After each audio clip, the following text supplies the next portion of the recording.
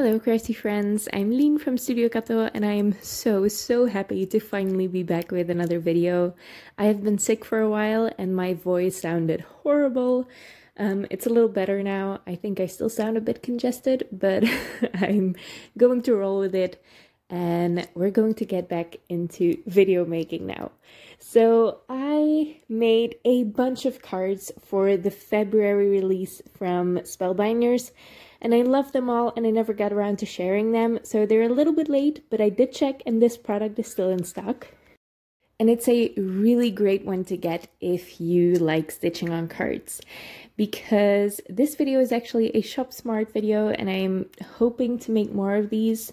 It's going to be about products that I love and that I can think of millions of ideas with, and this is definitely one of them. Now this is a background cover plate kind of thing, but it's split up in a lot of different pieces and that makes it so versatile.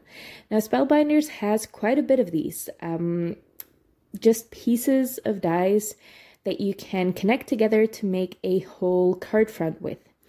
And this stitched fan cover or card front is definitely one of them. It cuts out a bunch of different pieces and you puzzle them together to make a card front, but obviously you can also use all of these pieces separately to get a completely different look. Now, when I get stitching dies, I always start on white cardstock and I just use a very simple color scheme the first time, and then I just try to make it a little bit more fun the second, third, fourth, 10th time I use these.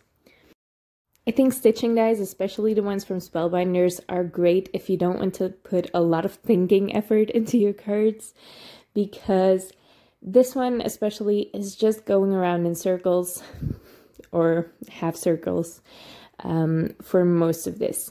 You just follow the lines. I'm not sure you can see them on the video, but there are debossed lines that the die makes for you, and you just follow those and connect the dots with your thread. You always start from the back of your card and just use a couple of plies of thread, stitching thread, and have fun with it. Take this in front of the TV to keep your hands busy while you watch your favorite show. I like to do that these days because it keeps me from snacking in front of the TV, so it's great for that too. So yeah, I love stitching dies for that. And I really like this one because it comes with a place to put your sentiment. There are actually two dies that make that possible. And one is perfect to add a die cut sentiment on top, but this is more of a sentiment strip die. I love to use some foil and add some tiny sentiments to that. I like the Yana's tiny sentiments for that, and I also love to use the same foil that I used for my sentiments to just foil some cardstock so I have the same color. So you can see I have two dies from the Stitched Fan card front here. One is a sentiment strip. I use that to cut out one of my foiled sentiments, and that other one on top I used to cut out some solid foiled cardstock. It's a little bit of an extra step. Obviously, you don't have to do this, but I really like that the colors of the foiled bits match. Now, to put this together, I am going to play with dimension a little bit. So the piece in the center of the card is going to be glued down straight onto my card base, and the ones on top and below that are going to be put up or propped up on some foam tape. I am also going to put some foam tape behind the little fans as well, and I love the added dimension there. I also love to use foam tape with stitched cards because it's really easy to adhere stitched panels with foam tape. It allows for the thread to not get too bulky, or if you put glue underneath the thread, it can get a little bit wobbly when you adhere it to a card. So to avoid that, I like to straighten everything out with foam tape. Now for this one, I actually worked on dark purple cardstock. Now the thing with stitching dies is that once you die cut them, the holes are usually a little bit larger then you can fill with thread. So to make sure that none of the white of my card shows through, I like to put some black cardstock behind this. That's just because I like I like to keep the holes, you know, a little bit more subtle.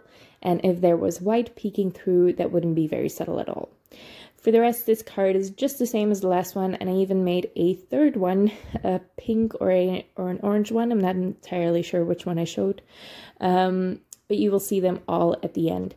So just different colors. I kept those very simple, but they were really relaxing to make. Now this is where I try to just mix it up a little bit.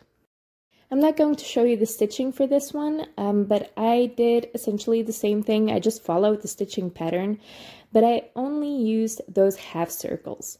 Now you can go wild with this. You don't have to just use random colors and just adhere them on the card randomly like I'm doing here.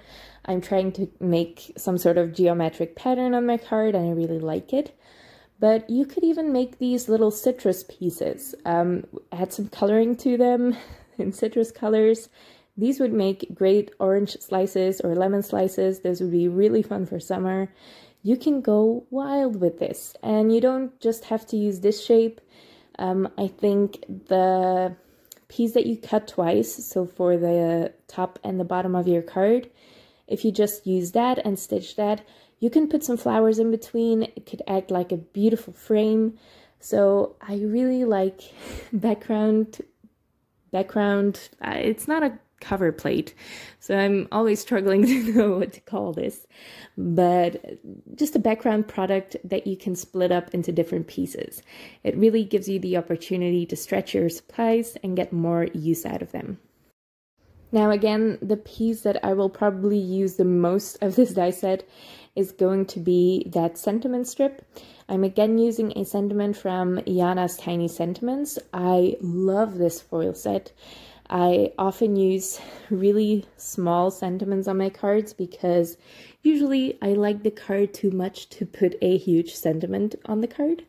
And to avoid that, I use these tiny ones, and I really like the foils from Spellbinders to add a little bit extra to my card.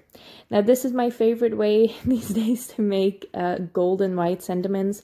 I foil some white foil onto a matte gold cardstock, and that gives gorgeous results. I stacked the sentiment up a couple of times, just some extra layers to add some stability, and then I glued that right in the center of my card. Here you can see the pink one and the orange one.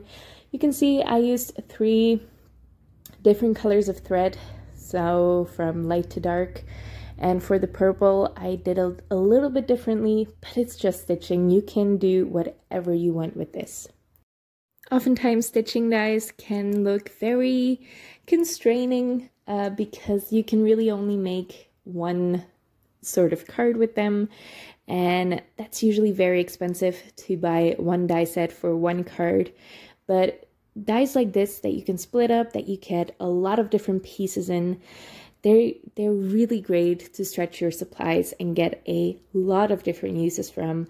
I love the cards that I made with this. It was very easy to make these cards, and I really like how they turned out. I hope you did too.